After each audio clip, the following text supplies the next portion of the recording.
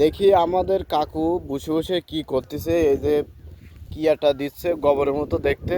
এই কাকুর কাছে শুনে দেখি আসলে সে কি করতেছে। এই যে সকাল ধরে দেখতেছি। কাকু আসসালামু আলাইকুম। ওয়ালাইকুম আসসালাম। কাকু এনে কি করতেছেন? এই যে তরমুজ দেবতা জৈব সার দিয়ে হ্যাঁ। জায়গাটা প্রসেস করতেছি।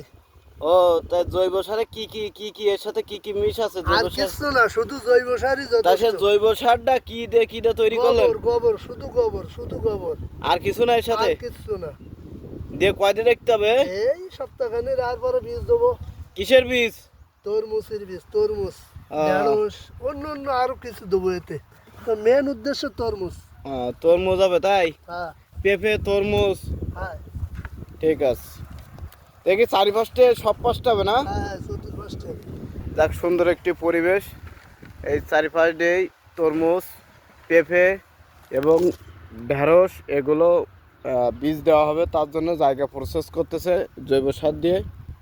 খুব সুন্দর পরিবেশ, সবাই দোয়া করবেন। আর সবাই দাওয়াত থাকলো, তরমুজ হলে খেয়ে যাবেন অনুমতি নিয়ে।